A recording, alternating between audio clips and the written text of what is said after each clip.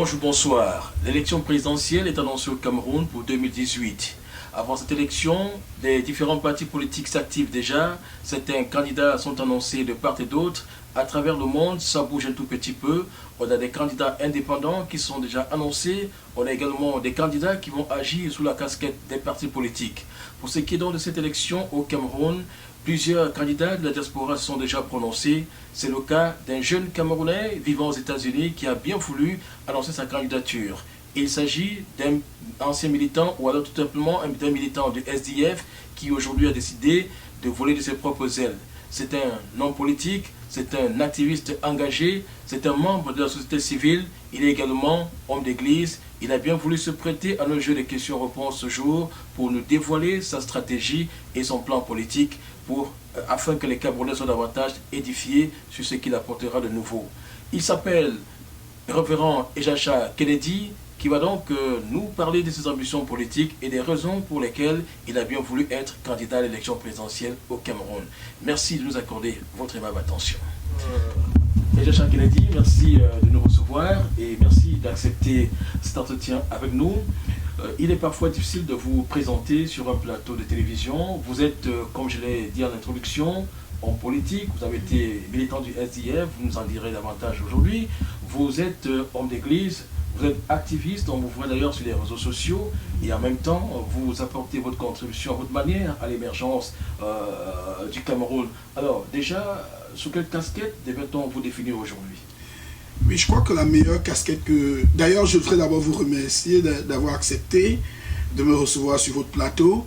Et je voudrais préciser que la meilleure casquette que j'aime porter, c'est celui d'un citoyen camerounais, le simple citoyen camerounais. Je ne suis pas de ceux-là qui se donnent au titre et tout cela, mais en tant que citoyen camerounais, j'ai certaines responsabilités dans mon église où je suis un pasteur et vous avez dit que je suis un ancien militant du SDF. Non, je reste un militant du SDF, je n'ai pas encore pris. On aura sûrement l'occasion d'en parler et de dévoiler, n'est-ce pas, ce que vous allez nous apporter quant à votre engagement au SDF et aujourd'hui votre engagement comme acteur politique qui voudrait se positionner quant à l'élection présidentielle de 2018. Alors maintenant, on sait que la démocratie s'est implantée au Cameroun en 1990 dans des conditions véritablement troubles. Vous avez manifesté votre engagement au SDF plus tard, jeune homme politique de votre État. Qu'est-ce qui vous a motivé à cette époque à vous engager à faire la politique? Oui, actuellement, c'est la situation économique du Cameroun qui m'a motivé à m'engager dans la politique. C'était déjà en 1996. Très jeune, je n'avais que 22 ans. Et je prends ma carte de membre dans le SDF parce que le SDF, la politique que le SDF prônait, la social-démocratie, c'est une politique qui, à ma foi, était très attirante. À travers cette social-démocratie, je croyais vraiment que la plupart des problèmes des Camerounais, que ce soit du côté structurel ou du côté économique, politique, pouvaient trouver des grandes solutions si on appliquait les grands principes de la social-démocratie. Il a été appliqué dans ce sens? Puisque le SDF n'a jamais pris le pouvoir. Donc on n'a pas eu l'opportunité, depuis l'avènement du multipartisme au Cameroun, on n'a pas encore eu l'opportunité de pouvoir juger d'autres acteurs politiques. Ce ne sont que ceux du RDPC. Pour mettre en pratique ce qu'on a en termes de plan politique? Absolument.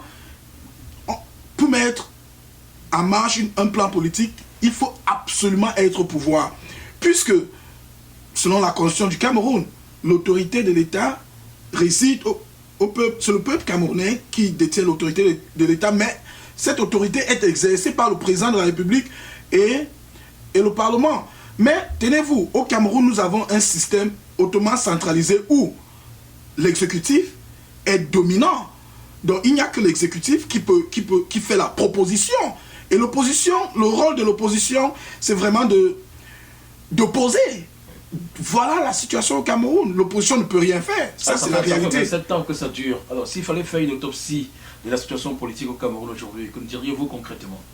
Je crois que nous sommes allés de mal en pire. Oui, nous avons une démocratie de façade. Les gens peuvent crier à haute voix et les gens peuvent parler. Mais au niveau de la concrétisation de ce que les gens, du désir des personnes. Est-ce que c'est la réalité? Vous allez descendre dans les rues, vous allez vous exprimer, mais en matière d'application des doléances des uns et des autres, ce n'est pas encore une réalité au Cameroun. Il ne suffit pas juste de dire que nous avons la démocratie pour que nous croyons que ce que nous voulons est réalité.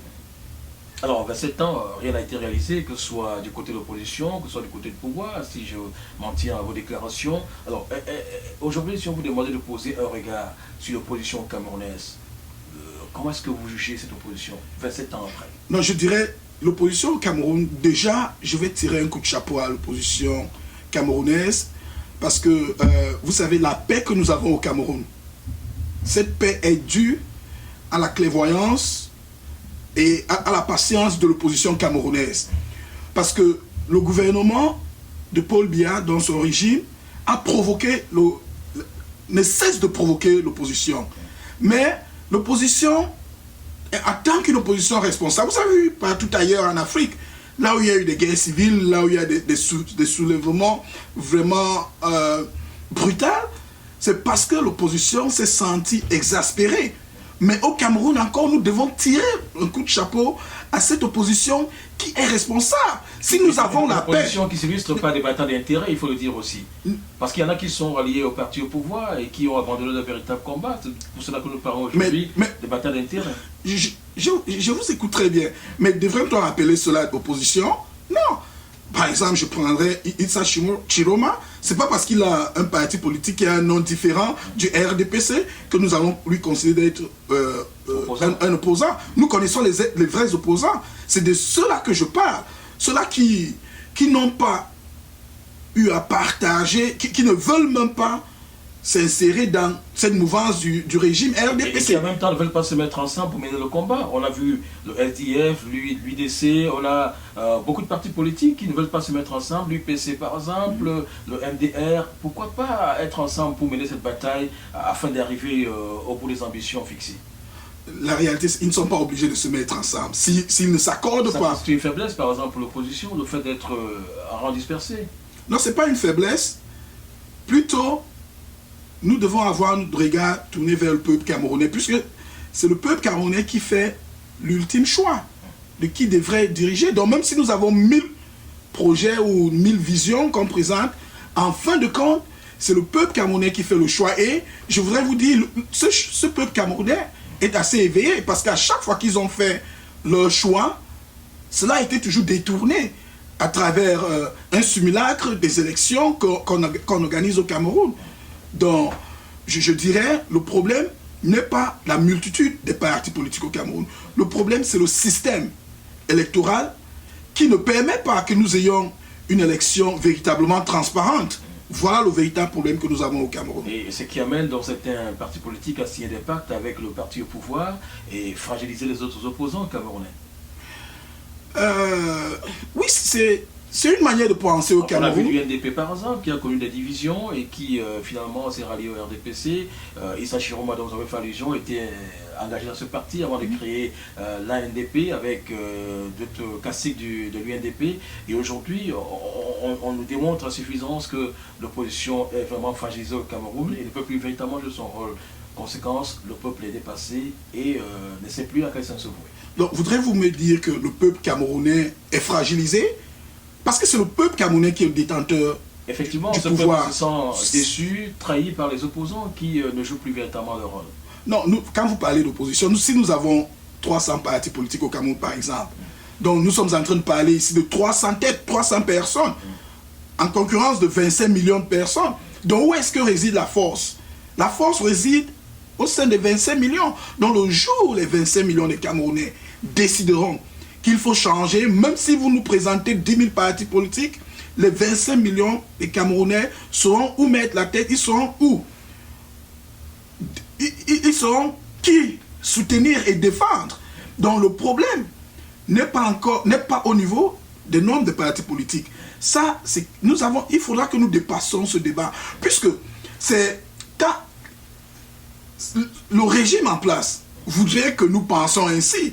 Voilà pourquoi il multiplie les partis. Il y a même des partis fantoches que le régime en place crée. Juste pour avoir cette confusion qu'il y a, que l'opposition n'est pas unie et que nous n'aurons jamais un changement au Cameroun tant que l'opposition ne sera pas unie. Mais non, cela ne va jamais se produire. On n'aura jamais une situation où on n'aura qu'en face du RDPC un seul parti politique. Alors, parce que si cela devrait se produire, notamment le RDPC va sortir d'autres partis politiques. Donc, si par, disons, un coup de baguette magique, tous les partis politiques décident aujourd'hui qu'ils vont se réunir sur une seule casquette, je vous donne une semaine pour que vous ayez la validation d'au moins 20 autres partis politiques du RDPC. On sait quand même qu'il y a eu des annonces dans ce sens-là, les partis politiques de l'opposition qui ont bien voulu se mettre ensemble pour aller à l'assaut du RDPC. Malheureusement, ils n'ont pas pu s'entendre et c'est posé un véritable problème de leadership. Voilà pourquoi ça n'avance pas. Oui, ça nous ramène toujours à cette épineuse question de est-ce que tout le monde doit se réunir sur une casquette pour gagner le RDPC. Je dis non. Ce n'est pas faisable. Donc une fois que nous sommes d'accord sur le point que nous ne pouvons pas avoir tous les partis politiques sur une même casquette, alors nous devons réfléchir les stratégies qui permettront à ce que le peuple, le pouvoir du peuple soit validé. Parce qu'en 1992, il y avait plusieurs candidats aux élections.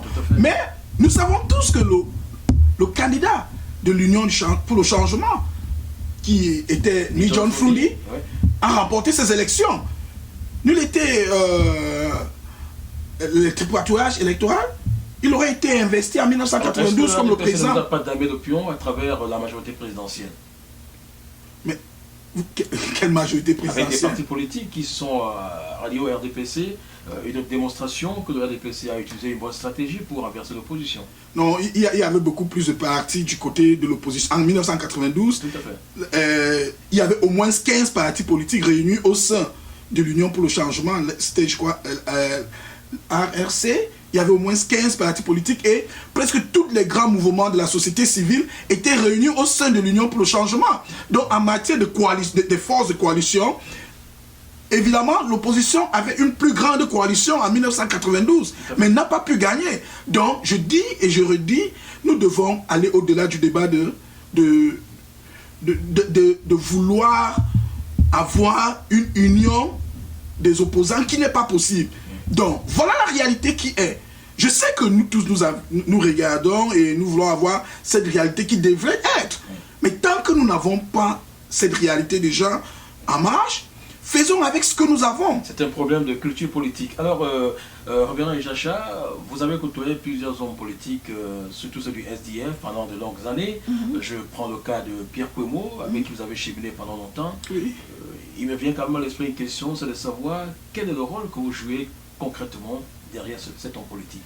Aujourd'hui, président d'un parti politique, ancien militant du SDF. Oui, oui, à l'époque, j'étais le chef du cabinet de Kwemo Pierre, qui était vice-président à l'Assemblée nationale.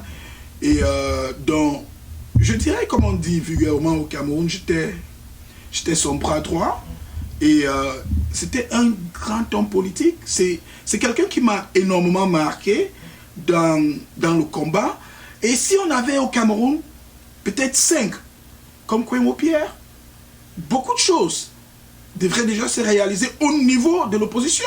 Vous voyez comment est-ce qu'il a bataillé pour avoir la commune urbaine de Bafa. Et je voudrais préciser, pour que vous compreniez que c'est un homme extraordinaire. Il est le seul à avoir quitté le SDF, créé son parti politique et gagné une élection. Le mouvement socialiste du Cameroun. Oui, et gagné une élection. Il faudra faire cette différence. Il est le seul depuis l'histoire du SDF qui dure 26 ans aujourd'hui. Alors ça veut dire que le SDF fragilise les talents? Non, c'est pas que le SDF fragilise les talents. Mais pourquoi cette démarcation après avoir pris la peau d'escampette? Vous savez, la politique a ses réalités, donc chacun y vient avec ses ambitions. Donc à ce moment, si ces ambitions ne cadraient pas avec la vision du SDF, il n'était que naturel qu'il décide autrement. Et je crois qu'il a pris cette décision. C'est une décision que je salue.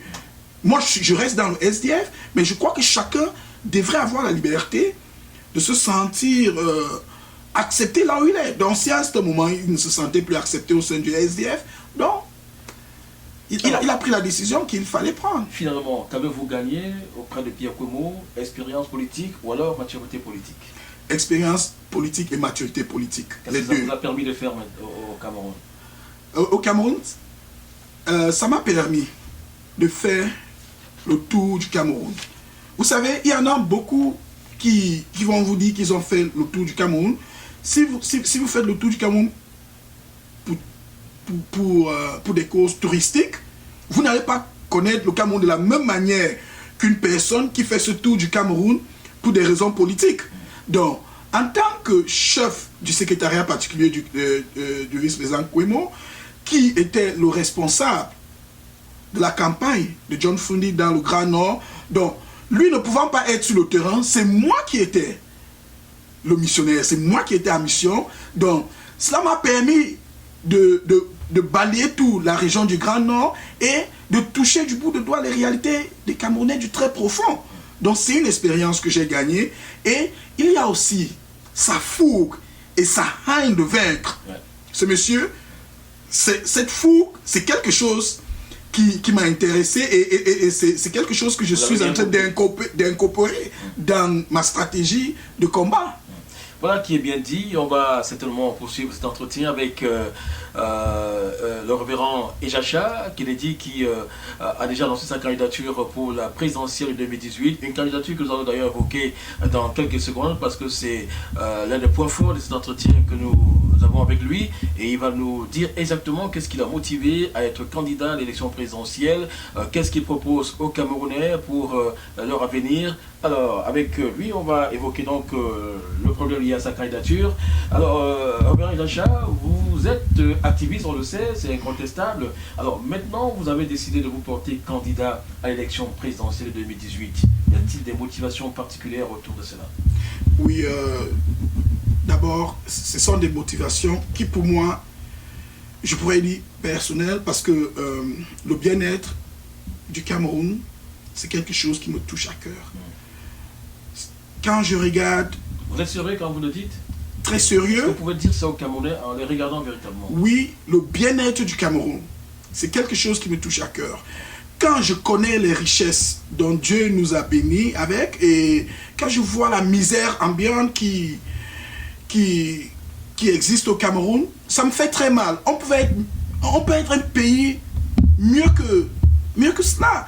Donc voilà pourquoi j'ai décidé, après 22 ans dans le combat, j'ai décidé qu'il est temps que je prête ma voix et que j'aille à la conquête de la présidence de la République, parce que je crois qu'à travers cette conquête de la présidence de la République, il y a beaucoup de choses que ensemble nous pouvons faire pour relancer notre pays, pour sortir notre pays de l'inertie dans laquelle il se trouve en ce moment. Donc, c'est un combat que je mène depuis 22 ans et je voudrais, s'il vous plaît, je voudrais préciser que quand j'entre en politique en 1996, je n'ai que 22 ans, un gamin de 22 ans, si vous acceptez ainsi, n'entre pas en politique pour devenir président de la République. Non.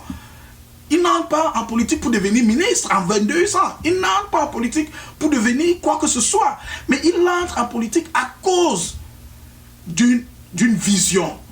Et cette vision était de rejoindre les combattants et de voir comment est-ce que nous pouvons vaincre l'impérialisme. Parce que nous sommes toujours sur une forme d'impérialisme, bien que les indépendances ont été déjà accordées. On verra, Ejacha, au sein de l'opinion, on serait tenté de penser que votre candidature est prétentieuse. Oui, vous savez, on peut tout croire au Cameroun. Je suis un Camerounais, j'ai plus de 35 ans d'âge. Le code électoral me le permet d'être candidat, donc je ne vois pas la prétention qui existe dans mon aspiration à être candidat à la présidence de la République du Cameroun. Peut-être la prétention serait pour que je commence à me comporter comme un président de la République. Moi, je ne me comporte pas encore comme un président de la République. Voilà pourquoi vous me voyez sur les réseaux sociaux, je me comporte comme un Camerounais lambda. C'est un pays difficile à gérer. Tout être humain est difficile à gérer. Mon église, c'est pas facile de gérer une église, c'est pas facile de gérer une maison quand on a une famille avec 5 enfants. Et vous savez, l'être humain, il y a quelque chose qui est unique en ce qui concerne l'être humain, c'est que chacun va être indépendant. Si vous arrivez à gérer 10 personnes, je ne vois pas pourquoi vous n'allez pas gérer tout un pays, puisque d'ailleurs, le président de la République, il est à la tête d'une équipe. Ouais. Donc, c'est sa capacité à pouvoir gérer cette équipe. Ce sont les hommes qui font de lui ce qu'il est, exactement.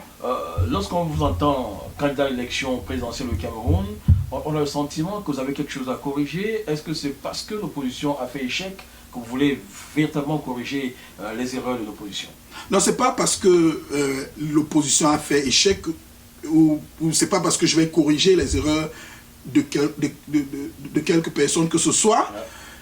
Je suis candidat aux élections présidentielles parce que je crois fermement que le Cameroun mérite mieux que ce qu'il reçoit actuellement avec le régime en place. Je suis candidat aux élections présidentielles parce que je crois que ce que je vais offrir aux Camerounais va apporter un nouveau soulagement et va nous mettre sur la voie du développement économique. Voilà d'abord la première chose. Il faut pouvoir établir le bien-être des Camerounais. Donc, c'est ce désir à voir les Camerounais réussir. C'est ce désir de voir le Cameroun c'est hissé parmi les grandes nations du monde. Ça, c'est le discours que les hommes politiques tiennent toujours, mais au pouvoir, la réalité n'est plus celle-là. Je ne sais pas pourquoi ils changent. Moi, je n'arrive pas à comprendre pourquoi les gens proposent des choses qu'ils n'arrivent pas à réaliser. Et je n'arrive pas à comprendre parce que moi, je crois qu'une fois que vous énonciez un programme ou une vision, la responsabilité voudrait que vous puissiez défendre, vous puissiez soutenir les choses que vous avez promis. Alors, Révérend Jacha, êtes-vous encore militant du SDF? Oui, je suis militant du SDF. Je n'ai pas encore démissionné du SDF. Vous comptez le faire? Non, je ne compte pas démissionner du SDF. Vous vous présentez candidat à l'élection sous quel label? D'un parti politique ou alors d'un candidat indépendant, parce que les textes au niveau de la candidature indépendante ne sont pas évidents, pardon. Alors, vous voulez vous présenter sous quelle casquette, sous quel label exactement? Oui, au SDF, nous avons des primaires avant les élections présidentielles. Donc, la première étape serait pour moi de présenter ma candidature au sein du SDF lors du primaire qui sera organisé. Il y aura un congrès extraordinaire une fois que le collège électoral sera appelé par le président de la République. Au SDF, on va organiser des primaires et je vais poser ma candidature. Et ça ne sera pas la première fois au SDF. Vous vous rappelez, en 2004, il y a eu Mouna, Ben Mouna, le bâtonnier Ben Mouna. Tout à fait. Il a été candidat aux primaires contre Nidjon Fundi. Et Nidjon Fundi a gagné ce primaire. Mais cette fois-ci, je crois que j'ai des arguments pour battre Nidjon Fundi? Oui, pour le battre. Vous pensez absolument. Que vous passerez facilement? Parce qu'il y en a qui sont venus et ont échoué. Et ce n'est pas parce que les autres ont échoué que je vais nécessairement échouer. Mais pour avoir été militant du SDF pendant 22 ans, je crois que ma fidélité à l'idéal d'origine du SDF sera ce qui va me porter à la victoire.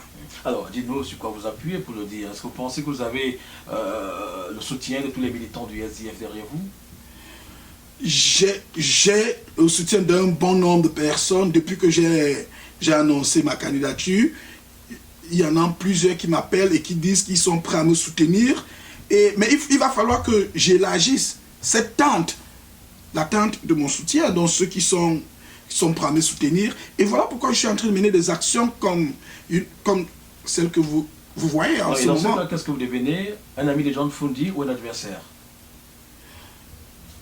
Pour la circonstance, je serai son adversaire, ça c'est la réalité. Vous pensez qu'il vous regardera d'un bon oeil?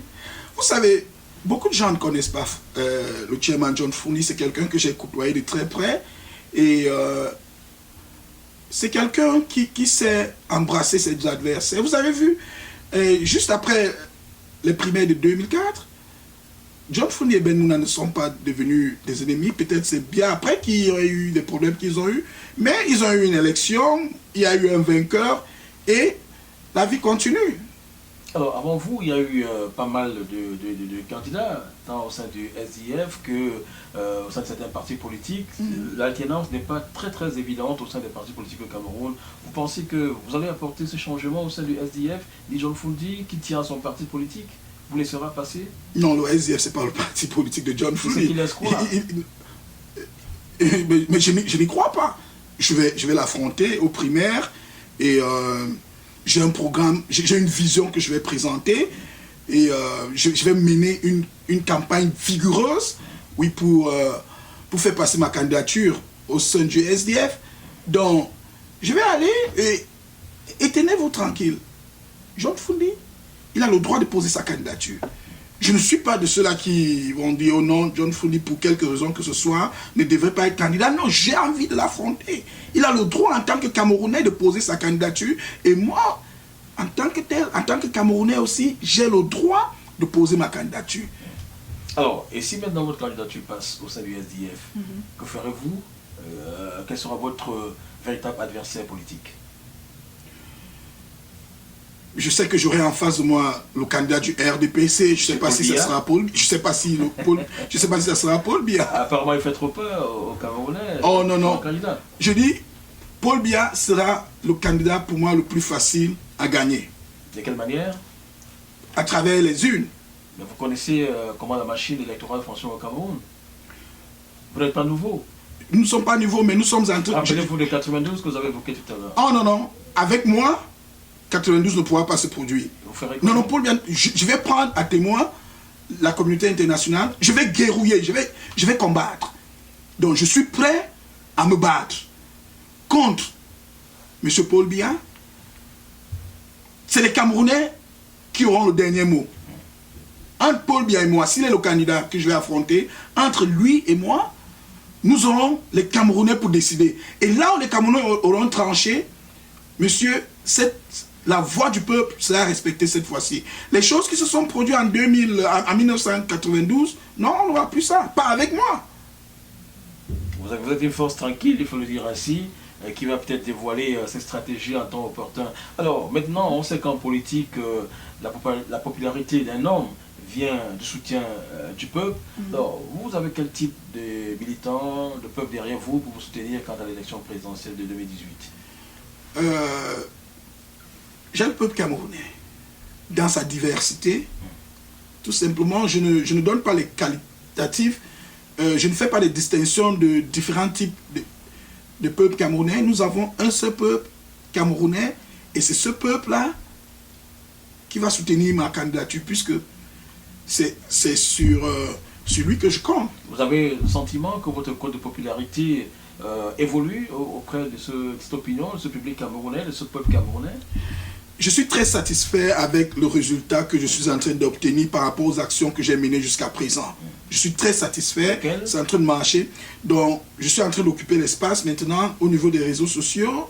Et je suis en train de faire... Il y a d'autres démarches que je suis en train de faire en dehors des réseaux sociaux et c'est en train de produire ses fruits. Mais le moment venu, les Camerounais seront surpris. Et d'ailleurs, de mon point de vue, ça sera une surprise très agréable. Alors, surprise agréable, comme vous le dites si bien, vous êtes homme politique, vous êtes aujourd'hui homme d'église également, ça nous amène à parler de vos actions au sein de l'église. Alors, sur quel type de militants allez-vous vous appuyer? Est-ce que vos électeurs, vos suffrages viendront des électeurs sortant forcément des églises? Parce qu'on sait que les pasteurs savent haranguer, ils savent parler. Non, je dis, je m'adresse à la nation camerounaise, je m'adresse au peuple camerounais sans distinction de tribus, de races, de croyances religieuses. Certes, nous sommes une nation laïque et dans cette laïcité, chacun a la liberté de choisir sa chapelle religieuse. Et c'est quelque chose que je ne mettrai jamais en cause.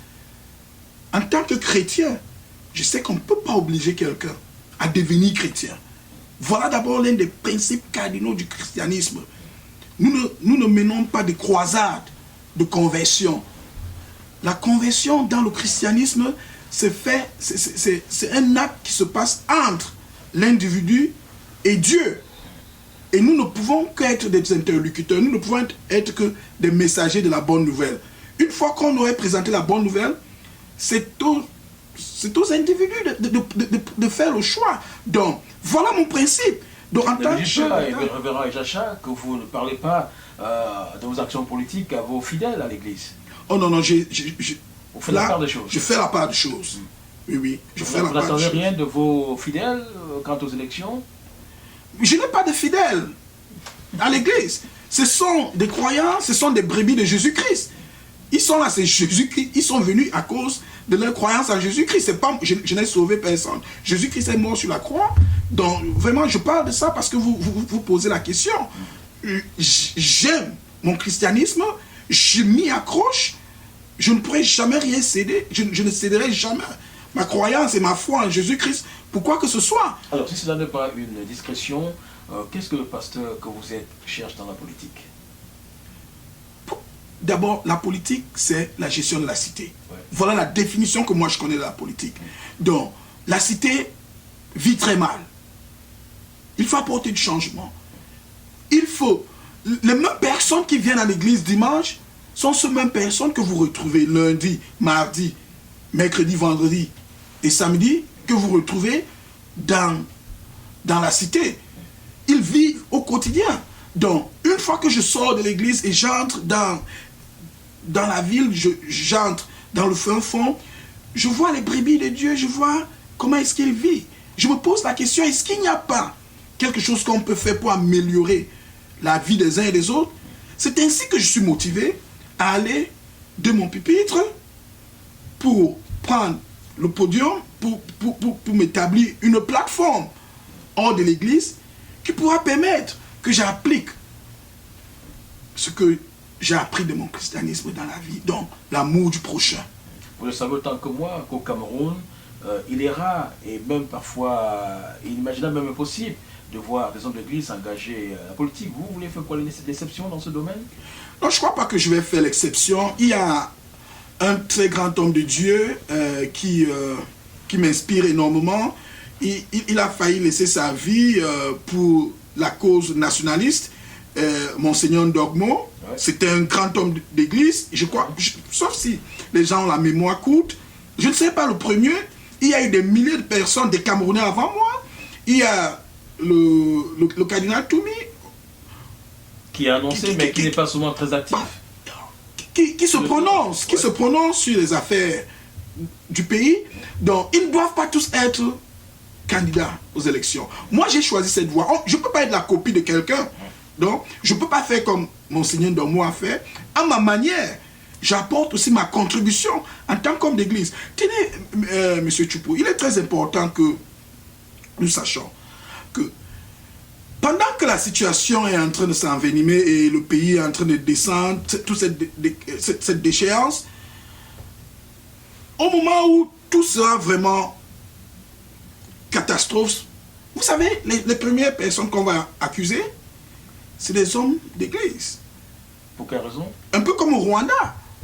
On dit, avant le génocide, tout le monde s'interroge. Qu'est-ce que les hommes d'église ont fait pour empêcher ce génocide? Et c'est la même question que les Camerounais devaient se poser.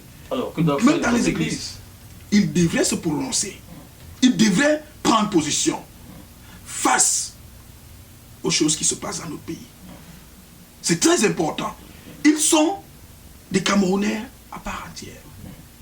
Je suis un Camerounais. Ce n'est pas par hasard que Dieu a voulu que je sois Camerounais. Tout à fait. Alors, maintenant, que peut un homme politique, un homme d'église, j'allais dire, dans un Cameroun difficile à diriger? L'homme d'église peut ce que tout Camerounais peut. Voilà ce que je mets. Parce que je ne m'engage pas dans ce combat comme un pasteur. Puisque d'ailleurs, avant de devenir pasteur, j'étais déjà militant engagé pour la cause de la justice sociale au Cameroun. Il est très important que je rappelle ça aux Camerounais. En 1996, quand je m'engage dans le combat pour la justice sociale au Cameroun, je n'envisage même pas un jour être dans le clergé. Parce que j'entre dans le clergé près de 18 ans après mon engagement. Je deviens pasteur 18 ans après avoir été militant d'un parti politique qui est engagé dans le combat pour la justice sociale au Cameroun. Alors, révérend Jacha, si par bonheur, après l'élection présidentielle de 2018, vous devenez président de la République du Cameroun, qu'allez-vous faire? Abandonner l'église, continuer de prêcher ou alors? Oh non, je n'abandonnerai jamais ma foi. Les deux ne sont pas mutuellement exclusifs. Alors, révérend Jacha, si par bonheur, après l'élection présidentielle de 2018, vous devenez président de la République, qu'allez-vous faire? Continuer de prêcher ou abandonner l'église? Si je deviens président de la République après les élections, que je serai d'ailleurs, je vais gagner ces élections. C'est tout le mandat que nous vous souhaitons. Ce sera le plus grand bonheur pour le peuple camerounais que je sois le président de la République. Mais si je deviens président de la République, ça sera ma première mission. Un président de la République est un berger. Vous savez, être le bon berger ne vous oblige pas seulement à être sur le pupitre et prêcher la bonne nouvelle. Il y a la Bible. Je suis un chrétien et la Bible dit nous sommes tous à l'image de Dieu. Vous savez, il y a ce passage dans la Bible qui dit quand j'étais malade, vous ne m'avez pas visité.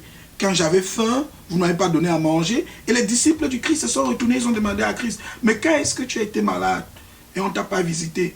Quand est-ce que tu as été quand est-ce que tu as été malade, on ne t'a pas visité? Quand est-ce que tu étais en prison et on ne t'a pas visité? Le Christ s'est retourné. Ton frère qui est en prison, c'était moi. Ton frère qui était malade, c'était moi.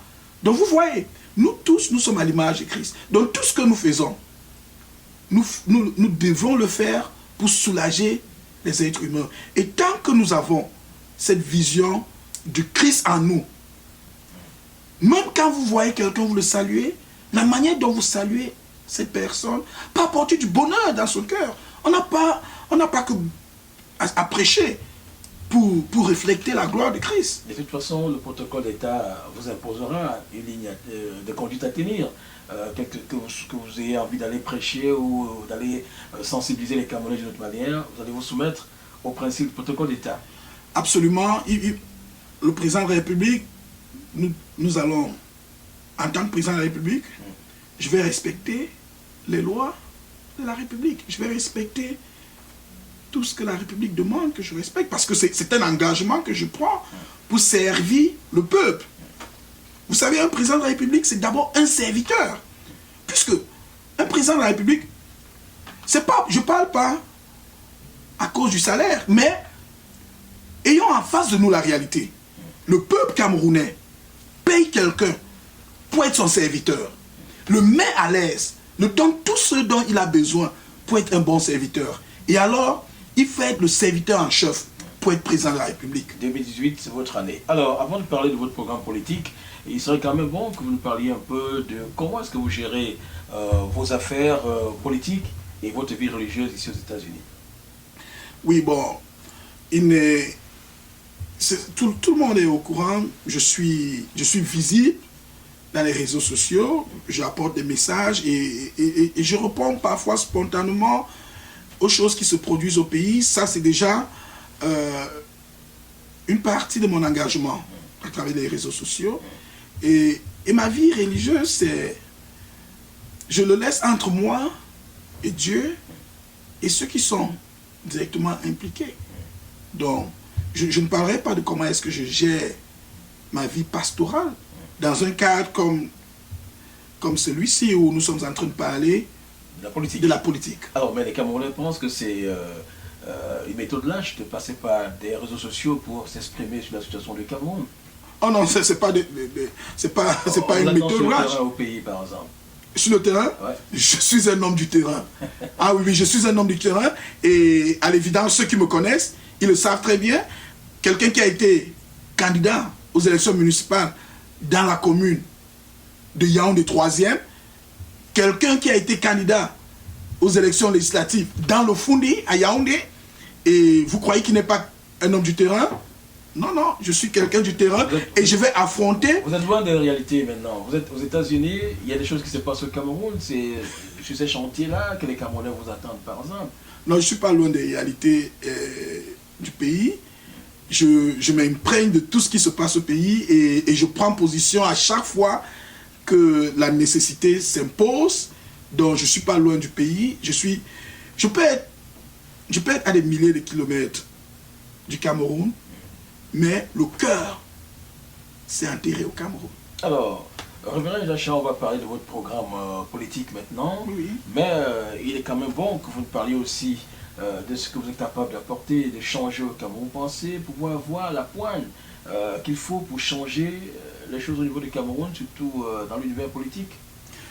Oui, j'ai tout ce qu'il faut pour changer le Cameroun. Et vous savez, la plus grande richesse du Cameroun, c'est son potentiel humain. C'est l'intelligentsia du Cameroun. Et j'ai foi en cette intelligentsia. Un président de la République n'est que le leader, n'est que la tête visible d'une équipe.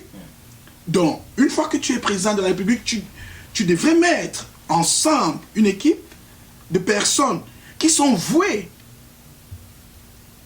au bien-être des Camerounais. Donc, voilà le principe qui va guider les choix que je ferai. Vous êtes des hommes qui sont d'accord autour de avec moi. moi qu'il est difficile au Cameroun aujourd'hui pour certains acteurs de la scène politique de s'exprimer sur des sujets assez précis. Ils ont du mal à se démarquer, ils ont du mal à s'exprimer, ils ont du mal à se faire comprendre par les Camerounais parce que le système est verrouillé. Vous pensez briser cette barrière? Je comprends bien ce que vous dites, mais qu'avons-nous fait de ceux-là qui s'expriment déjà?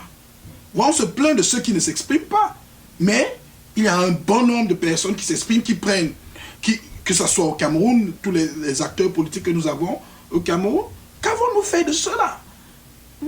Avant de demander plus. Donc le problème... Ceux qui tentent de s'exprimer, on sait où ils sont parqués aujourd'hui.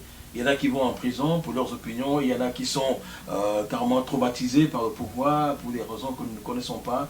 On a vu des leaders d'opinion se lever ce dernier temps qui ont voulu s'exprimer sur la gestion faite du Cameroun. Malheureusement, on sait où ils se trouvent aujourd'hui. Oui, ce que vous décriviez, c'est les réalités du Cameroun. Mais en dépit de cela, il y a une voie, il y a une porte. La porte n'est pas totalement fermée, elle est entrebâillée, mais il faudra défoncer cette porte. C'est ce que nous voulons faire. Nous voulons défoncer. Le dictateur Biya a laissé sa porte entrebâillée, juste pour créer l'impression de la démocratie. Mais prenons avantage de cette petite ouverture et défonçons la porte.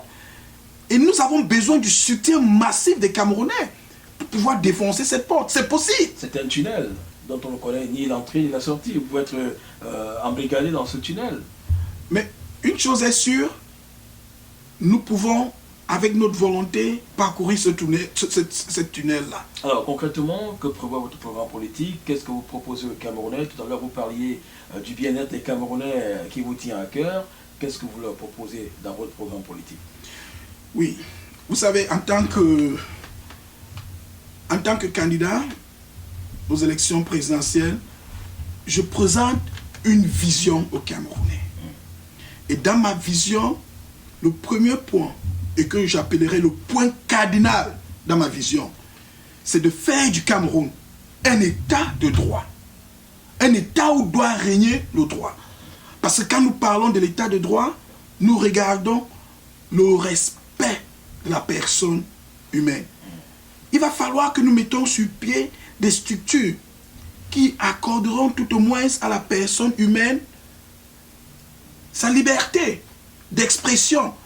Et il faut que nous allions au-delà de permettre la liberté d'expression, mais de prendre ça en compte et en considération. Donc voilà pourquoi je vais militer en tant que président de la République, parce que déjà, le président de la République doit être engagé. Je ne dois pas être un président à moi. Je vais m'engager à ce que nous changeons la scène politique au Cameroun. Il va falloir que nous mettions sur place des lois saines les lois qui vont garantir l'état de droit au Cameroun, le respect de la Constitution doit être fondamental. Il y a des bonnes lois au Cameroun, je suis constitutionnaliste. Fait problème. Absolument. Voilà pourquoi je dis l'état de droit est important. Donc nous avons actuellement, je prends par exemple, nous avons une constitution qui peine à être mise en exécution depuis plus de 22 ans. Oh, la priorité du Camerounais ne résulte pas autour des textes, mais au niveau de ce qui sera fait de concret, de matériel, pour qu'ils puissent se sentir à l'aise. Vous avez parlé par exemple de l'économie du Cameroun qu'il faudrait relancer. On sait que dans les plantations, ça ne va pas bien, les employés sont mal payés, les Camerounais ont besoin d'aller à l'école, ils ont besoin des hôpitaux pour se soigner à vite prix, ils ont besoin des routes pour écouler leurs produits et se déplacer aussi facilement. Alors, qu'est-ce que vous leur proposez de concret dans ce sens-là pour qu'ils se sentent véritablement à l'aise? Je vais y arriver, mais il faudra commencer par le commencement, comme on dit vulgairement au Cameroun.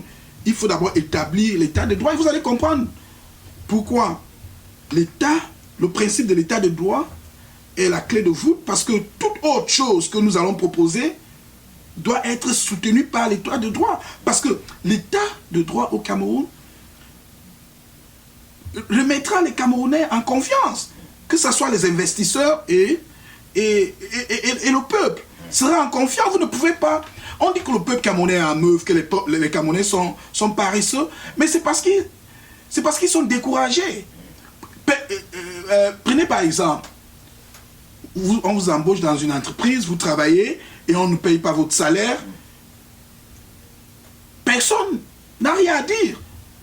Mais pourtant, si on avait un état de droit, tu sais que quand quelqu'un t'engage, il va te payer, parce que s'il ne te paye pas, le système va l'obliger à te payer. Donc voilà une chose, je dis, je commence d'abord par établir l'état de droit au Cameroun. Et dans cet établissement de l'état de droit, je veillerai à ce que nous ayons un pays où il y a la séparation de pouvoir. C'est très cardinal, la séparation de pouvoir. Ça doit être de fait. Ça ne doit pas seulement être des paroles. L'exécutif doit être indépendant vis-à-vis du judiciaire et du législatif. Donc tout ce corps, tous ces trois branches du gouvernement doivent être indépendants. C'est un absolu. La séparation de pouvoir. Donc parce que nous ne pouvons pas permettre que nous continuions dans cet état de choses où le judiciaire est infidèle à l'exécutif, où l'exécutif contrôle tout. Donc voilà une chose que je ferai. Et je voudrais continuer toujours dans l'état de droit. Il va falloir que nous ayons en place un système d'État qui permettrait que les Camerounais puissent être engagés dans la construction de la nation camerounaise. Et quand je regarde, et après avoir vraiment fait mes études et mes recherches, avec la diversité que nous avons au Cameroun, le système d'État qui marchera le mieux sera un système fédéral. Voilà pourquoi moi je vais proposer le fédéralisme. Oui, avant qu'on y aille, et je continue, côté économique, dans les 100 premiers jours, je vais avoir une proposition de loi qui ira dans le sens d'octroyer au Cameroun sa propre monnaie. Parce que vous savez, la monnaie est au centre du fonctionnement de toute société. Tout à fait. Oui. Donc nous ne pouvons pas relancer notre économie tant que nous n'avons pas une monnaie qui nous permet d'avoir une politique monétaire prévisible. Parce qu'avec le franc CFA que nous avons actuellement, nous ne pouvons pas relancer notre économie parce que l'économie tourne autour des prévisions. Mais quand quelqu'un d'autre contrôle votre monnaie, vous ne pouvez pas faire de prévisions. C'est impossible. Donc la relance de notre économie passera obligatoirement par l'octroi d'une monnaie nationale. Donc il faudra abolir le franc CFA. Espérons que vous ne serez pas confrontés aux assauts de l'Occident qui imposent tout aux Africains et au Cameroun aussi. L'imposition de l'Occident ne réussit que au moment où nous nous soumettons. Peut-être on va ouvrir une enquête sur vous, sur les biens mal acquis, par exemple. Je parle de bien mal acquis. Voilà pourquoi, vous avez vu, j'ai commencé avec l'état de droit. Parce que quand je commence avec l'état de droit, nous aurons une constitution comme la constitution du Cameroun avec son article 66 qui n'est pas encore appliqué. Mais dans l'état de droit, si la constitution dit que toutes les responsables politiques devaient déclarer leurs biens avant d'assumer leurs fonctions dans un état de droit, cela doit obligatoirement s'exécuter. Alors, Révérend Jacha, on endort les Camerounais avec les textes, on a des bons textes, on ne les applique pas. Est-ce qu'il ne serait pas judicieux pour une fois de mettre la charrue avant le bœuf, c'est-à-dire, je dis n'importe quoi, vous construisez des immeubles, vous dites aux Camerounais sur le plan social, voilà les logements sociaux que nous mettons à votre portée. Maintenant, vous sortez des textes quant à la gestion de ces logements sociaux. Au moins, les Camerounais savent qu'il y a quelque chose qui est établi pour eux. Et en faisant des textes, ça en donne davantage des Camerounais. Vous dites aux Camerounais, voilà des écoles que nous avons créées pour vous, envoyer les enfants à l'école. Vous sortez des textes après, par exemple, vous ne pensez pas que ça pourrait peut-être satisfaire les Camerounais qui vont dire, voilà un bon président, c'est ce qu'on attend du concret, par exemple? Je vous comprends très bien. Vous savez, en matière de réalisation de projets, c'est une responsabilité qui reviendra à l'exécutif et au législatif. Donc c'est des propositions de loi. Et voilà pourquoi je crois que le système fédéral, qui est une décentralisation accentuée du pouvoir ou de l'autorité de l'État, de sorte à impliquer les collectivités locales. Donc, si je prends par exemple le fédéralisme, vous avez dit que nous allons, je ne sais pas les questions que vous allez me poser, mais juste pour toucher un tout petit peu, la localité lambda qui se trouve dans l'extrémité loin du centre du pouvoir, donc de Yaoundé. On prend le cas de l'Est, par exemple. Je prends par exemple l'Est à Mouloundou, que je connais très bien pour avoir séjourné là-bas. Donc nous prenons Mouloundou. Si la commune de Mouloundou décide qu'ils veulent une école, ils vont se réunir au sein de leur conseil législatif local et voter un budget et réaliser ce projet. Ils ne vont pas attendre un visa, une décision venant de Yaoundé. Tout à fait. Donc voilà là où je dis le fédéralisme est un système d'État qui permettrait que nous développions le Cameroun. Vous vivez aux États-Unis, vous êtes candidat à l'élection présidentielle au Cameroun. On se demande bien si votre candidature ne sera pas truffée de nombreuses incongruités, notamment la nationalité, l'absence sur le territoire camerounais et bien d'autres, et même des batailles au sein du SDF. Monsieur Tchoupo, je suis un Camerounais, je n'ai aucune autre nationalité que la nationalité camerounaise. Et quand vous parlez des batailles au sein du SDF, ce sont des choses, c'est le naturel dans la sphère politique. Il faut s'attendre à l'opposition, même au sein de sa famille politique. Donc c'est des choses, même si je vivais au Cameroun, il faut que je m'attende à des choses, à cette opposition. Mais est-ce que la longue absence du territoire camerounais ne jouera pas contre vous? Une longue absence par rapport à quoi? J'étais au Cameroun il n'y a pas longtemps. Donc vous ne serez pas différent du président de la République qui constamment se retrouve hors de son pays et qui dirige plus le pays. Alors, on va vous demander, mais attendez, de sortez-vous et que voulez-vous exactement? Je crois que M. Biya, il doit être très... C'est un sous-doué. Je n'arrive pas à comprendre comment il gère le Cameroun à partir de la Suisse. Parce qu'il passe quelquefois son temps au Cameroun et il passe la plupart de son temps en Suisse. Mais avec moi, ça sera une différence. Et je dis, je ne suis pas prétentieux. Je ne suis pas un président de la République déjà, donc vous n'allez pas essayer de me... Ouais. Alors... Non, mais une fois que je serai président de la République, mes quartiers généraux seraient au Cameroun. Mais franchement, qu'est-ce qui va me... Déjà, sans que je ne sois président de la République, je vis, je respire au Cameroun, là où je suis. Alors, votre dernière visite date de quand au Cameroun? J'étais au Cameroun, c'était janvier 2015. Ouais, et j'ai eu une intervention publique pendant que j'étais là. Alors, maintenant, est-ce que vous avez des moyens et des arguments forts pour atteindre vos objectifs politiques, notamment le pouvoir? En termes de moyens, je crois le plus grand moyen que je possède et que je compte rallier de mon côté, c'est le peuple camerounais. Vous savez, celui qui vous donne le pouvoir vous tient. Donc, si c'est le peuple camerounais qui me met au pouvoir, ils vont me tenir. Je ne cherche pas d'autres moyens que les moyens disponibles dans le peuple camerounais. C'est sur le peuple camerounais que je compte accéder à la magistrature suprême au Cameroun. Parce que je vous serai redevable à 100%. Donc même si j'ai des forces externes qui veulent m'aider, je dirais non. Parce que je sais ce que cela entraîne quand quelqu'un vous aide. Il va s'attendre à ce que vous lui retournez l'ascenseur.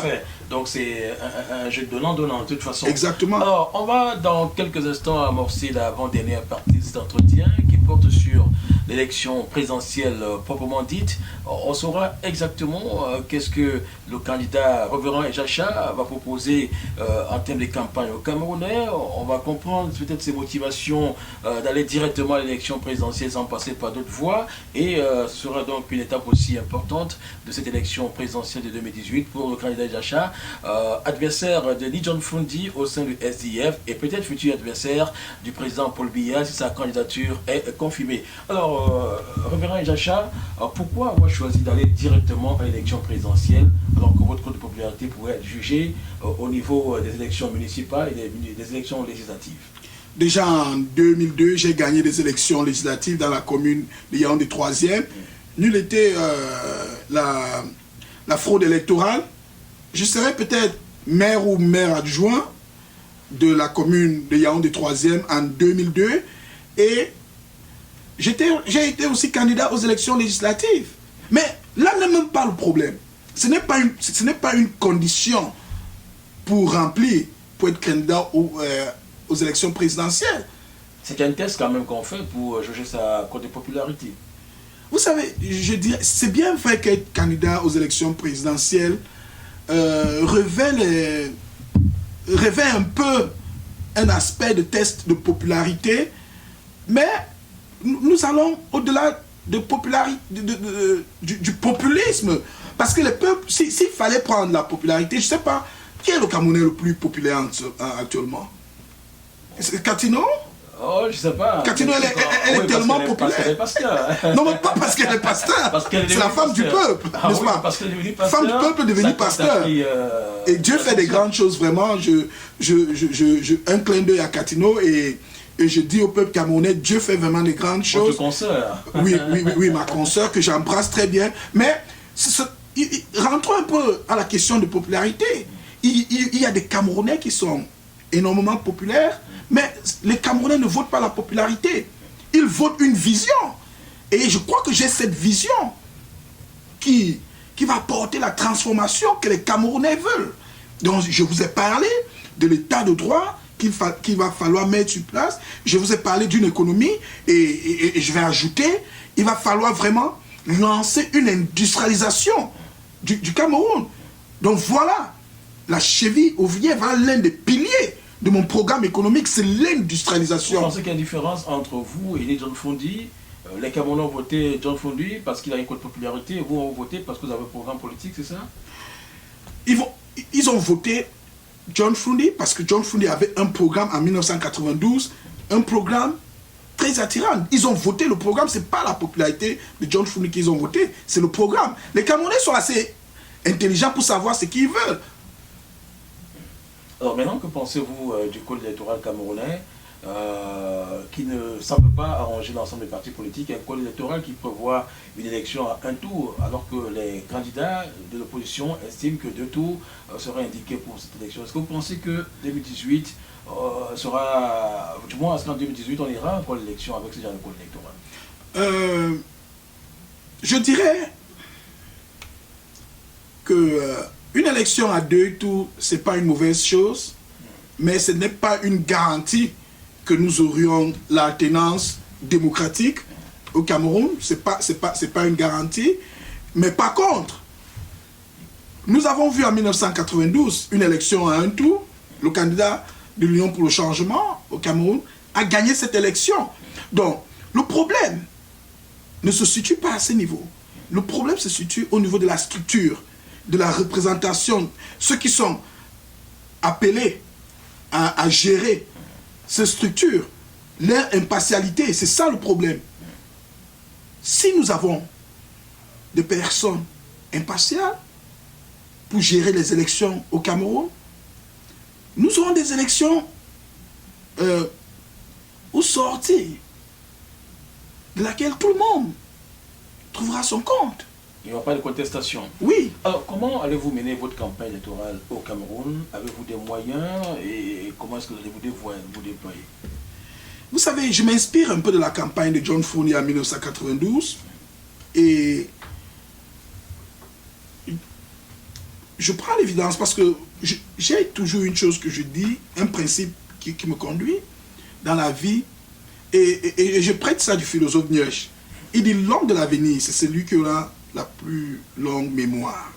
Et donc quand on rentre dans la mémoire, dans notre mémoire récente, John Fournier c'est quelqu'un qu'on découvre sur l'échiquier politique en 1990.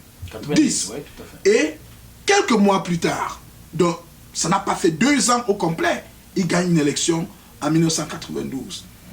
Qu'est-ce qui a mené ni John Fournier à la victoire en 1992? Voilà en tant qu'observateur, voilà les questions que je me pose. Et je vois comment est-ce que je peux utiliser des éléments positifs de sa campagne de 1992 et essayer de voir comment est-ce que je peux corriger cette campagne. Donc vous voyez, au-delà de tout, je voudrais... Les sports ne sont plus les mêmes. En 92, les Camerounais voulaient absolument le départ de Paul Biya. Téméraire qu'il est, il est resté au pouvoir. Les Camerounais sont fatigués de mener cette bataille pour son départ. Maintenant, on va aux élections. S'il gagne, il a gagné. S'il perd, tant mieux pour ceux qui veulent son départ. Mais aujourd'hui, le contexte n'est plus le même. Mais vous pensez exploiter quoi exactement dans ce qu'il a fait en 92? Monsieur Tchoupo, je m'excuse, je vous pose la question. C'est vous qui devez poser les questions. Mais croyez-vous que nous sommes mieux aujourd'hui que nous l'étions en 1992? Mais justement, voilà pourquoi les Camerounais sont fatigués, ils ne servent plus à rien de mener la bataille. Même les meetings de Fondi ne tiennent plus des grandes foules au Cameroun. Voilà pourquoi les Camerounais préfèrent faire leurs affaires que d'aller se mêler à la politique dans laquelle ils ne gagnent pas grand-chose. Non. Je vous comprends, mais ça c'est une conclusion, je dirais, un peu simpliste de la situation camerounaise. Peut-être c'est parce que... les faits.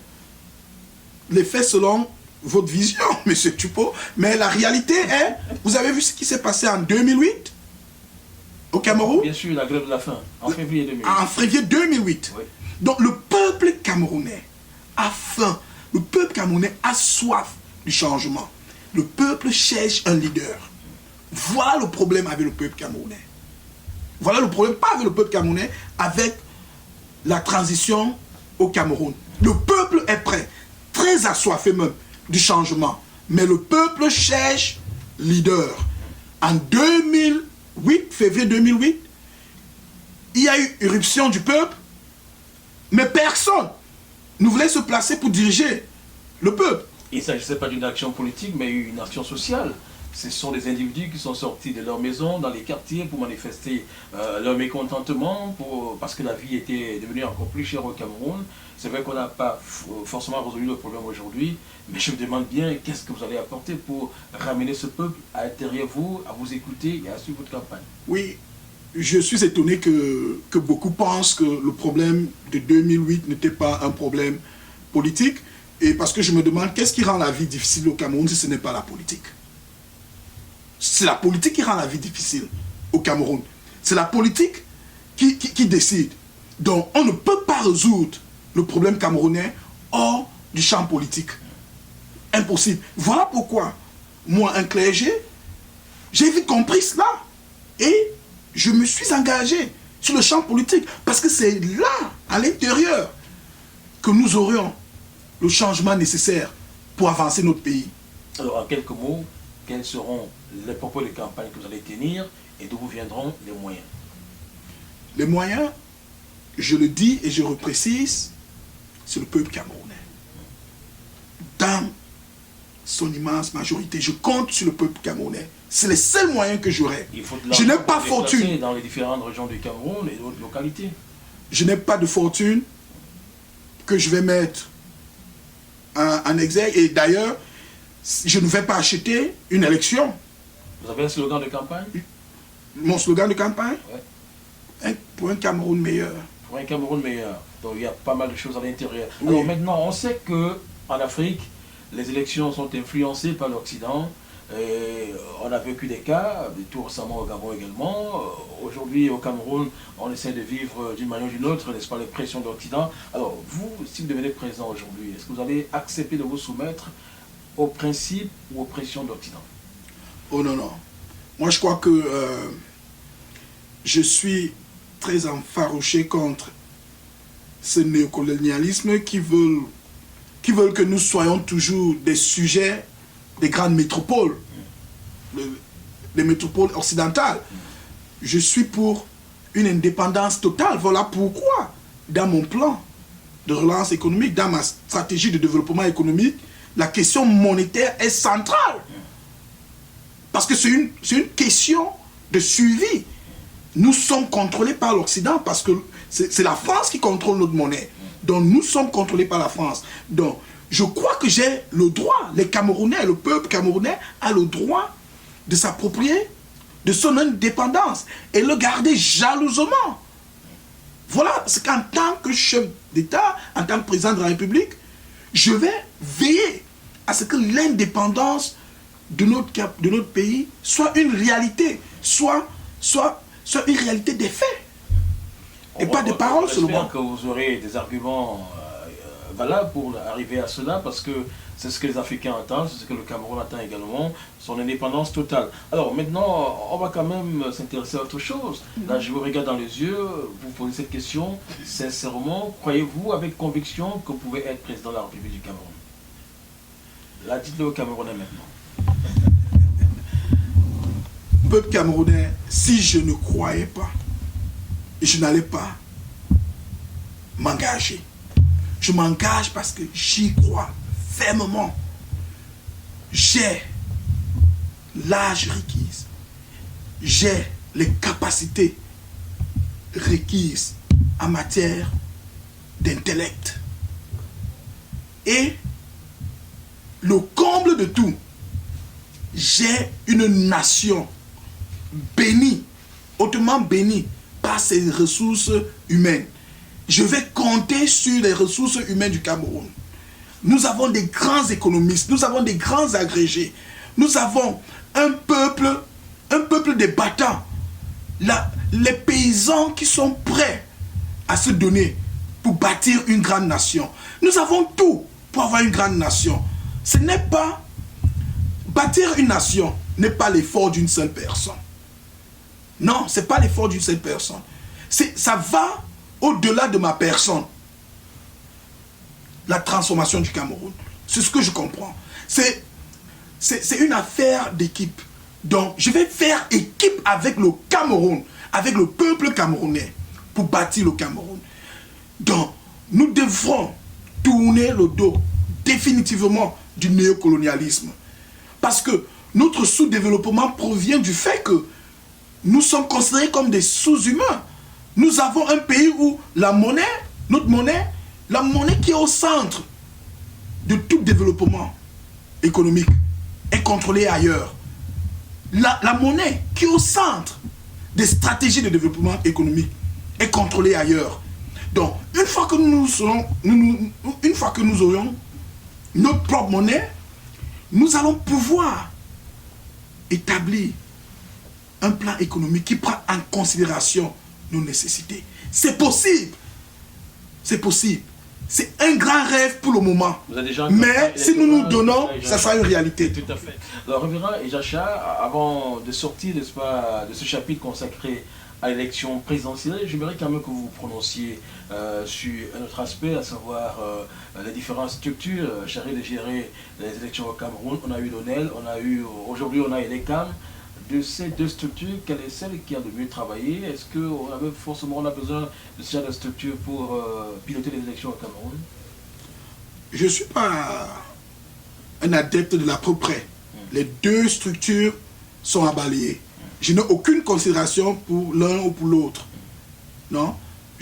Il faut vraiment que nous ayons une structure indépendante pour gérer les élections au Cameroun. Donc, il n'y a pas de l'à peu près. Alors, quand vous parlez d'une structure indépendante, il s'agit de quoi exactement qui doit être dans cette structure indépendante, les étrangers ou les Camerounais eux-mêmes? Mais les Camerounais peuvent bien être indépendants. C'est-à-dire, quand je parle d'indépendance ici, je relativise les choses. Indépendant vis-à-vis du pouvoir exécutif. Parce que c'est le pouvoir exécutif qui tire l'épingle du jeu. Donc, une fois que nous aurons une structure qui ne sera pas infidèle aux caprices de l'exécutif, ils pourront travailler en leur âme et conscience très clairement pour l'intérêt supérieur de la nation. Donc, voilà pourquoi, dans ma vision, je pense mettre sur pied un système électoral avec au moins 9 membres et des mandats de 14 ans, renouvelables une fois. Et tel que je vois, si le mandat de cette structure coïncide avec peut-être un mandat présidentiel, si la fin du mandat coïncide avec la fin d'un mandat présidentiel, nous allons donner prééminence à la structure électorale qui va prendre 1 an de plus, dont ils doivent organiser les élections avant de partir. Donc on ne va pas permettre à quelqu'un de pouvoir nommer une structure au lendemain, de pouvoir nommer les responsables dans cette structure au lendemain d'une élection peut-être présidentielle. Donc c'est possible d'avoir une structure indépendante.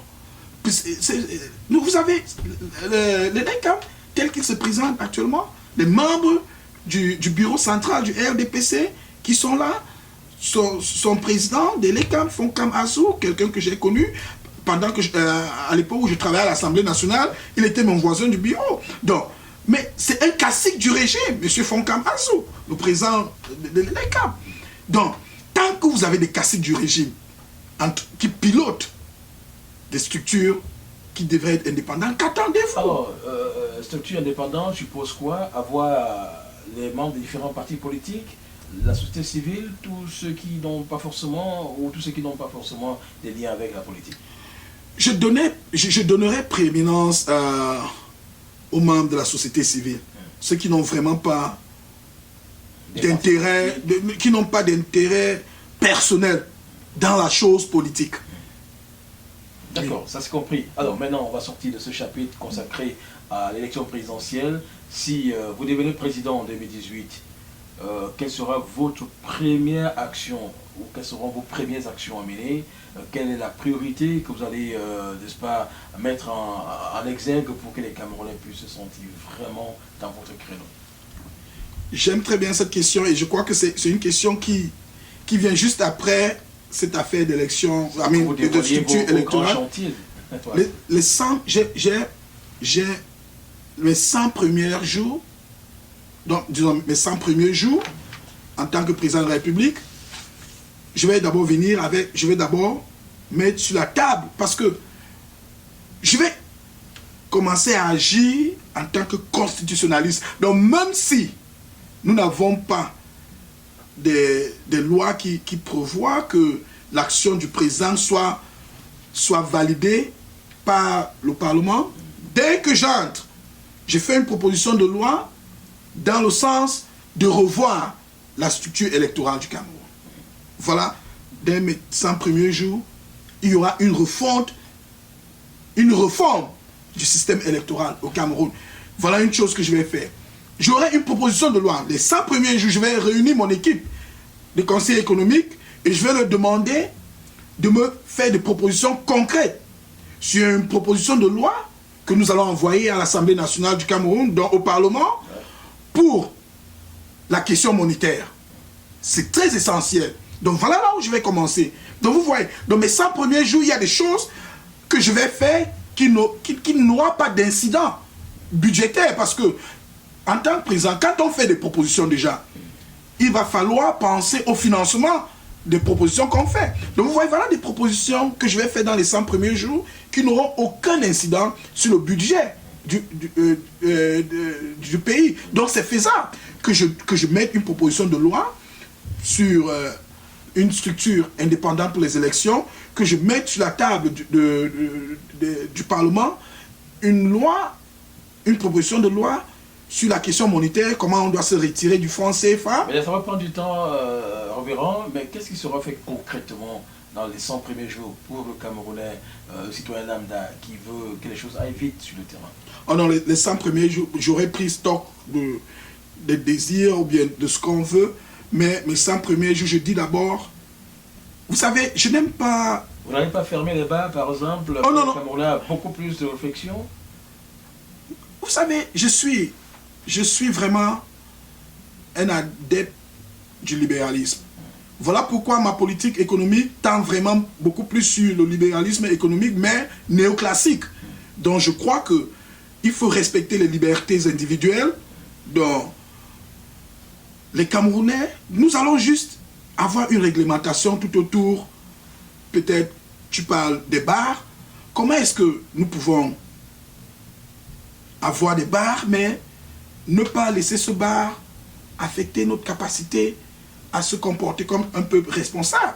Voilà ce que nous allons chercher, mais que de dire que nous allons supprimer la liberté des Camerounais à consommer ce qu'ils veulent consommer? Peut-être nous allons lancer des campagnes de sensibilisation aux effets de l'alcool. Au lieu de dire que non, ne prenez pas l'alcool, je ne dirai jamais non, ne prenez pas l'alcool.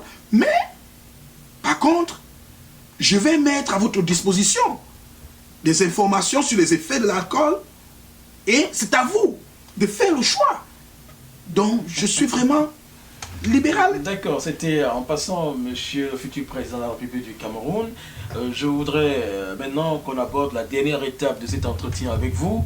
Une dernière étape qui va porter sur l'actualité du Cameroun et les batailles internes que l'on vit au quotidien dans notre pays. On sait qu'il y a ce qu'on a toujours appelé problème anglophone dans notre pays. On sait qu'il y a eu des mouvements à Bamenda et dans le sud-ouest, c'était, j'allais dire, et à Buea, c'était entre novembre et décembre 2016. On sait que le gouvernement a mis sur pied un comité ad hoc pour résoudre ce problème. On sait qu'il y a eu des propositions, on sait, mais aujourd'hui, on va quand même aborder ces questions liées à l'actualité avec tout ce qu'il y a autour. Ce sera bien sûr avec le candidat à l'élection présidentielle au Cameroun en 2018, à savoir Révérend Kennedy Echacha, et on va certainement aborder la question liée au type d'État que lui propose ou qu'il voudrait bien pour son pays, le Cameroun. Donc on en parlera dans cette dernière partie. Alors, avant donc d'évoquer les questions liées, n'est-ce pas, à l'avenir du Cameroun, je voudrais quand même qu'on s'accorde sur le fait que le Cameroun, c'est une multiplicité de langues, de cultures, c'est une diversité incroyable dans tous les sens. Maintenant, on est appelé à se poser la question de savoir, est-ce que dans cette diversité, vous avez le sentiment que les Camerounais sont liés, sont solidaires, sont soudés? Oui, je crois que dans leur immense majorité, les Camerounais sont liés, les Camerounais sont soudés. Ce qui fait problème au Cameroun, c'est le régime en place. C'est le régime qui est à la source de tous les discordes qui peuvent exister entre le peuple et la classe gouvernante. Donc le plus grand, je dirais, le plus grand schisme qui existe entre le peuple et la classe dirigeante. C'est pas entre le peuple, c'est pas une division du peuple contre lui-même. Une division, oui, entre citoyens. Donc c'est le fait de l'État. Alors récemment, tout récemment, le Cameroun a connu des moments difficiles dans ces zones anglophones. On se souvient de ces événements de Bamenda et de Buea qui ont entraîné pas mal de conséquences. Alors, il est quand même à noter que ces événements traduisent les malaises que le Cameroun traverse, pas seulement dans les régions du sud-ouest, du nord-ouest, mais aussi dans certaines localités du Cameroun. Alors, quelle appréciation faites-vous de cette actualité politique au Cameroun? Déjà, je dirais que les problèmes que d'aucuns appellent le problème anglophone, ce sont des problèmes qui sont vraiment symptomatiques des problèmes que nous avons partout ailleurs au Cameroun. Et je crois que pour faire une bonne appréciation de la situation, il va falloir qu'on se demande qu'est-ce que ceux qui contestent, qu'est-ce qu'ils contestent. Vous comprenez un peu ce que, là où je vais. Il faut se poser pour comprendre la situation. Ceux qui sont en train de manifester, Les avocats, les enseignants et la société civile dans la partie occidentale du Cameroun. Je préfère me référer à cette partie comme la partie occidentale au lieu d'utiliser des terminologies comme anglophone. Donc ceux qui sont de la partie occidentale, posez-vous la question, qu'est-ce qu'ils contestent? Et quand vous vous posez cette question, vous allez vous rendre à l'évidence qu'ils contestent la légitimité de l'action de la puissance publique au Cameroun, qui les affecte de manière négative dans leur quotidien. Ils contestent le fait que l'autorité publique au Cameroun ne mène pas de politique sanitaire permettant que quelqu'un qui est malade ait l'accès aux soins de santé comme tout être humain digne. Ils contestent le fait que les routes sont délabrées. Donc, ils n'ont pas, ceux qui sont dans la paysannerie, les agriculteurs, n'ont pas des routes qui permettent qu'ils aient accès au marché pour écouler leurs produits. Voilà ce qu'ils contestent. Ils contestent le fait que le système éducatif ne marche pas à bien. Vous avez des écoles où il n'y a pas des enseignants, où nous n'avons pas de structures. On vous donne une école quelque part et c'est sur les arbres que vous prenez des cours. L'école sur papier, mais sur papier. Voilà ce qu'ils contestent. Ils contestent le fait que le système judiciaire, s'il n'est pas là, il est vraiment inexistant, il ne rend pas justice comme cela se doit. Donc voilà des choses que les Camerounais du Cameroun occidental, voilà ce qu'ils contestent. Donc une fois que vous aurez compris ce que ce frère et sœur camerounais contestent, c'est alors que vous allez comprendre que ils ne sont pas des extrémistes comme quelqu'un veut bien le qualifier. Ce sont des Camerounais en part entière, mais qui sont en train de crier leur ras-de-bol parce que la puissance publique qui devrait s'occuper de leur bien-être les a laissés, les a abandonnés. Alors maintenant, de manière globale, comment comprendre que certaines régions du Cameroun, disposant d'énormes potentialités, n'accèdent pas aussi facilement au développement? Je vais prendre quelques exemples pour illustrer cette question. Par exemple, on a dans le sud-ouest à Sonara, on avait la CDC qui employait pas mal de Camerounais. On a dans la région de l'Est la forêt qui produit du bois et bien d'autres. On a les plantations dans le Mongo qui jusqu'à aujourd'hui ne décollent pas. Comment comprendre tout cela, que ces ressources génèrent de l'argent, mais les localités en question n'accèdent pas au développement? Oui, monsieur Tchoupo, c'est très facile de comprendre pourquoi est-ce que, avec tous ces richesses, le Cameroun n'arrive pas à décoller. Nous avons en face de nous un système hautement centralisé.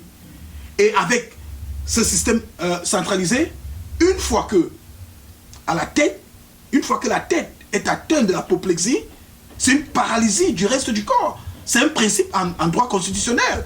Où quand on parle des systèmes d'État, on regarde un peu le système central et la plus grande crainte, c'est que dans un système central, une fois que la tête est atteinte d'apoplexie, tout le reste du corps est paralysé, quel que soit ce que vous faites. Et voilà pourquoi, par contre, moi je propose, dans mon plan, dans ma vision, je propose un système d'État fédéral. Parce que avec un système d'État fédéral, même si la tête est pourrie, les membres pourront survivre pour un temps par rapport à l'autonomie qui existe entre la tête et les membres. Mais dans un système central, il n'y a pas... On aborde la question liée au fédéralisme, oui, et même à d'autres formes d'État, parce que il y en a qui veulent la sécession. Ils ont brandi un drapeau de la Bazonie au niveau du sud-ouest, j'allais dire, dans l'une des régions de fond du Cameroun. On a également des Camerounais qui souhaiteraient avoir plutôt un régionalisme qui a une forte coloration fédéraliste, c'est-à-dire l'autonomie forte des régions. Alors, vous optez pour le fédéralisme comme type d'État au Cameroun. Absolument, le fédéralisme. Pensez-vous que ce ne sera pas une autre façon, ne pensez-vous pas que ce soit une façon de diviser davantage le Cameroun? Oh non, non. Pour ceux qui le savent, et ceux qui le savent, ils ont vraiment l'obligation ou le devoir de communiquer cela au reste. Le fédéralisme est une forme d'agrégation et pas de ségrégation. Tout à fait. Dans des formes d'État. Donc, le fédéralisme, avec le fédéralisme, les gens viennent ensemble. Et pourquoi est-ce que le fédéralisme est le type d'État qui marcherait le mieux au Cameroun? C'est parce que nous sommes une nation hautement diversifiée. Donc, quand vous avez ce genre de diversité, la seule chose qui peut vous mettre ensemble, c'est ce concept d'autonomie au sein d'une structure ou au sein d'un système où les gens s'entraident. Donc, c'est clair que si nous optons pour le fédéralisme, nous aurons beaucoup plus de chances à développer notre pays parce que des collectivités locales mettront à merveille les ressources qu'ils ont pour leur développement. Là où nous parlons du développement auto-centré en matière communale. Alors, révérend Jachia, vous parliez tantôt du fédéralisme comme un type d'État que l'on doit appliquer au Cameroun. Alors, pour vous, il s'agit d'un fédéralisme à combien d'États? Oui, là c'est une question très importante, mais ma réponse est simple. Peu importe le nombre d'États, le nombre des États fédérés qu'on aura dans notre système fédéral, le principe du fédéralisme s'accorde même si nous avons 10 États, 2 États, 4 États, puisque c'est un peu comme mutatis mutandi. Donc, ce qui est appliqué au niveau de l'État fédéral sera aussi appliqué au niveau des États fédérés. Donc, je prends par exemple, si nous avons par exemple 10 États, et je prends l'État de la région de l'Ouest comme étant un État fédéré, parce que nous sommes dans un système fédéral, donc vous aurez un gouverneur qui sera élu à la tête de la région de l'Ouest, et vous avez les départements qui vont fonctionner aussi comme des structures semi-autonomes au sein de l'État de la région de l'Ouest. Et ils auront aussi leur autonomie vis-à-vis de la région de l'Ouest. Donc, ce qui veut dire que même si on n'avait que deux États fédérés, il y aura tout. C'est-à-dire, tout ce type de fonctionnement sera transmis au bas de l'échelle, jusqu'à la plus petite unité administrative. Donc, moi, les Camerounais vont faire le choix. Voilà pourquoi je dis, je présente une vision fédérale, mais en ce moment, je ne peux pas me prononcer sur le nombre d'États parce qu'il va falloir des consultations plus élargies. Mais la forme de l'État, telle qu'elle est connue, qu'est-ce que les Camerounais voudront? Est-ce que nous voulons avoir quatre types d'États? Parce qu'il y en a certains qui pensent que nous pouvons avoir une fédération avec 4 États fédérés où on va jumeler le nord-ouest à l'ouest, le sud-ouest au littoral, nous aurons les régions du Grand Nord, nous aurons le sud, l'est et le centre comme une région. Il y en a qui pensent que nous pouvons avoir un État fédéral avec 10 États fédérés dans des régions telles qu'ils sont présentées, qui deviennent des États fédérés. Il y en a qui pensent que nous pouvons avoir une fédération avec 2 États fédérés, un peu comme avec la Constitution de 1961. Donc, acceptons d'abord le principe du fédéralisme et alors nous allons pouvoir décider le nombre d'États, des États fédérés plus tard. Alors maintenant, quelle appréciation faites-vous de l'attitude du président Paul Biya devant ces événements du nord-ouest et du sud-ouest, d'ailleurs qu'il était annoncé dans ces localités ces jours-ci, malheureusement il n'a pas pu effectuer le déplacement. Comment est-ce que vous appréciez l'attitude du premier citoyen camerounais? Vous dites que malheureusement il n'a pas pu faire le déplacement, mais ça vous surprend? Hein? Pour moi la plus grande surprise aurait été que M. Biya descende sur le terrain et touche du bout de doigt les problèmes des Camerounais. Cela aurait été ma surprise et qui aurait été une surprise très agréable. Nous voulons un président qui est réactif aux problèmes des Camerounais. Et qui ne mystifie pas ses sorties. Et qui ne mystifie pas ses sorties. Qui ne mystifie pas ses sorties au sein du triangle national. Mais qui leur rend vraiment très commun hors du Cameroun. Alors, pensez-vous que si Biya va dans ces régions du Cameroun, ça changerait quelque chose? Oui, absolument. S'il va, parce qu'en tant que président de la République, il va prendre des engagements. Et il n'y aura pas d'intermédiaire. Parce que le problème au Cameroun, c'est beaucoup plus cet aspect du président irresponsable. Quand je dis irresponsable, donc ça veut dire qu'il y en a certains qui croient que le président est irresponsable de tout ce qui se passe parce qu'il n'est pas au courant. Et maintenant, on veut faire endosser la responsabilité aux agents qu'il nomme pour le conduire dans sa mission. Oui, donc il crée ce bouclier-là. Et après, tout le monde est une immense majorité des ignorants. Le Premier ministre était sur le terrain, ça n'a pas marché. Les ministres de la République sont allés sur le terrain, ça n'a pas marché. Maintenant, on attend Paul Biya. Il n'y a pas rentré dans les régions, rentrée scolaire du deuxième trimestre, dans les régions du nord-ouest et du sud-ouest, c'était lundi dernier. On attend toujours que Biya réagisse, mais c'est le silence total. Oui, la réalité c'est que qu'il descende ou qu'il ne descende pas, c'est lui qu'on attend. Depuis le déclenchement des grèves des enseignants et des avocats des régions du Cameroun occidental, c'est Paul Biya qu'on attend, qu'il doit se prononcer. Mais il n'arrive pas à se prononcer. Et vous voyez ce qu'il fait plutôt? Il fait un discours taquin, où il appelle des Camerounais extrémistes. Est-ce que vous pouvez vous imaginer un président de la République qui appelle les citoyens de son pays qu'ils sont des extrémistes? Et je me pose la question de savoir... Les gens qui l'ont élu. Qui l'ont élu, qu'ils sont des extrémistes. Et je me demande, qu'est-ce qui est extrémiste en quelqu'un qui demande que ses droits soient respectés, qui demande un système de santé réactif à ses besoins, qui demande un système d'éducation qui permet qu'il soit équipé pour affronter les nouvelles donnes économiques. Qu'est-ce qui est extrême là, si ce n'est pas le président lui-même?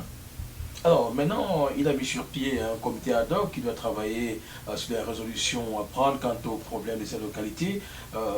Lorsque j'ai parcouru, n'est-ce pas, certaines informations, il ressort que il sera créé dans l'une des régions du sud, dans l'une des régions dites anglophones du Cameroun, une école nationale supérieure polytechnique pour les anglophones. Bonne chose pour résoudre cette crise? Absolument, c'est une bonne chose. Mais ce n'est pas la solution au problème. Qu'est-ce qu'il faut pour résoudre ce problème? Il faut agir concrètement et nous avons un besoin. Je crois que la forme de l'État que nous demandons est plus importante que toute autre chose. Il faut que nous ayons un système qui fonctionne à merveille. Un système qui n'attend pas la crise pour prendre des décisions. Donc, voilà ce que les Camerounais attendent de leur président de la République, qu'il s'engage à mettre sur pied un système qui va fonctionner à merveille, qui va fonctionner sans pression, un système qui va fonctionner sans attendre que les Camerounais meurent. Voilà ce que nous attendons d'un président de la République. Un président qui n'agit pas, qui ne réagit pas aussi. Alors, Révérend Jacha, on va arriver bientôt au terme de notre entretien. Alors, si Biya se rend dans les régions du nord-ouest et du sud-ouest, quel discours doit-il tenir aux populations? Doit-il faire un discours classique comme d'habitude, ou alors faudrait-il que Biya cause véritablement avec des gens pour comprendre leurs problèmes et prendre des bonnes solutions? Je crois que les discours ne résoudront pas les problèmes actuels. C'est plutôt le dialogue. C'est plutôt, il faut commencer avec le dialogue. Parce que quand vous parlez de discours, on sous-entend que quelqu'un vient, il fait la prêche. Et nous l'avons vu, il a fait un discours le 31 décembre. Plutôt, il a envenimé la situation avec ce discours. Donc, il va falloir plutôt qu'il ait le dialogue. Mais quel est ce président? pendant 34 ans, on ne l'a jamais vu à l'œuvre, en train de dialoguer avec les forces vives de la nation. Voilà ce que je vais changer. Si je suis élu président de la République, je serai au fou et au moulin avec les Camerounais. Je dois accompagner les Camerounais dans leur quotidien. Voilà ce qu'un président de la République doit faire. Quelqu'un qui accompagne la nation dans ses douleurs et dans ses moments de liesse et de grâce. Voilà, Révérend Jacha, nous sommes particulièrement arrivés au terme de notre entretien. Je n'ai pas la prétention d'avoir abordé toutes les questions liées, n'est-ce pas, aux événements que le Cameroun a traversés, mais je voudrais quand même que nous sortions de cet entretien par votre dernier mot. Quel est le message fort que vous voulez adresser aux Camerounais à l'approche de l'élection présidentielle et surtout pour résoudre, n'est-ce pas, la crise que le Cameroun traverse aujourd'hui? Oui, je m'adresse au peuple camerounais. Nous sommes un peuple hautement béni. Nous avons d'énormes ressources naturelles. Cela constitue notre richesse. Mais je voudrais vous dire, notre plus grande richesse, c'est vous qui me suivez. C'est vous, le peuple camerounais. C'est ces ressources humaines qui constituent sa plus grande force. Et je crois qu'en tant que président de la République, je vais valoriser l'être humain. Je vais valoriser la personne humaine au Cameroun. Je vais mettre les ressources naturelles du Cameroun à la disposition du bien-être des Camerounais. Je vais concourir à l'émancipation totale du peuple camerounais. Et j'aspire à un pays libre, vraiment libre. Un pays qui sera fier de sa liberté. Un pays qui sera résolument engagé dans son développement. Je parle bien d'un développement auto-centré. Donc je crois que nous avons des énormes potentiels pour faire du Cameroun une grande nation. Donc prenons-en cette opportunité, prenez votre temps, essayez de découvrir qui je suis, et vous allez vous en rendre compte que je suis quelqu'un qui a un grand cœur pour son peuple. Voilà, c'est donc terminé pour cet entretien. Nous allons certainement nous retrouver à une autre occasion pour évoquer les questions liées au développement du Cameroun. Nous allons dire merci à toute l'équipe de production de ce premier entretien avec le révérend Ejaja Kennedy, qui est un homme politique engagé, activiste bien connu des internautes. Il faut également noter qu'il est homme d'église et qui est candidat à l'élection présidentielle de 2018 au Cameroun. Il a bien voulu se prêter à notre jeu de questions-réponses aujourd'hui, et je pense que nous avons atteint l'objectif de l'amener à nous dévoiler sa stratégie politique. Nous allons vous dire infiniment merci de nous avoir regardé, de nous avoir écouté également. On va se retrouver à d'autres occasions pour d'autres faits d'actualité concernant le Cameroun. Merci à tous.